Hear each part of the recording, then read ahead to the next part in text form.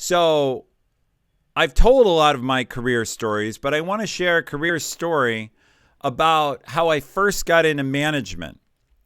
And it had to do with an opportunity being presented to me. So I joined a company in Pittsburgh where I had gone to college.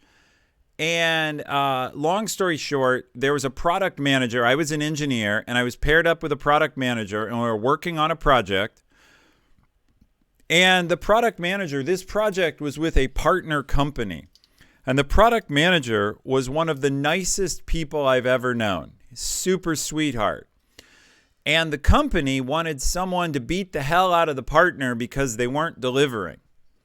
And so eventually, they removed the product manager. Now, I've told you guys honestly, and we'll come to this later, that later in my career, I managed to get myself let go from a startup I was working at by being too much of a loudmouth. Well, if I was a loudmouth then, as a brand new employee fresh out of college, I had a saying actually. I love to mix metaphors, and I said, people say I'm a loose cannon, but that's only when I'm pointed at them. So it was a healthy mix of loudmouth and arrogance.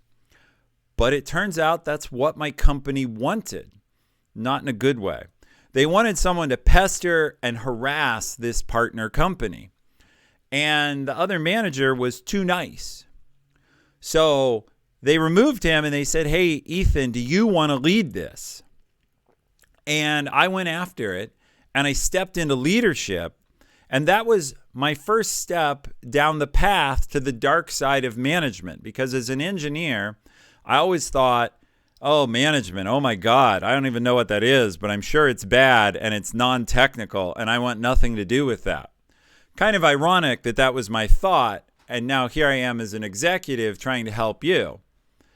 My point is, my career plan in my head was I'm going to be an engineer and I'm going to invent great things technically.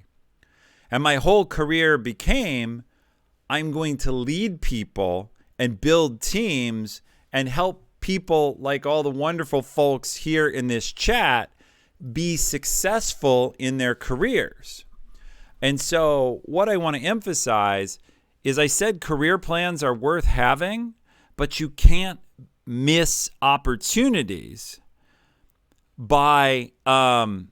you can't miss opportunities because you're wedded to your plan, because you won't let go of your plan in order to seize opportunity.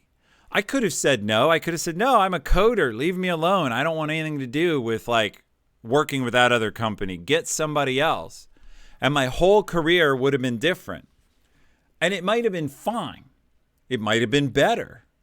But the career I've had that's brought me here in front of you came from making that choice and ignoring my plan.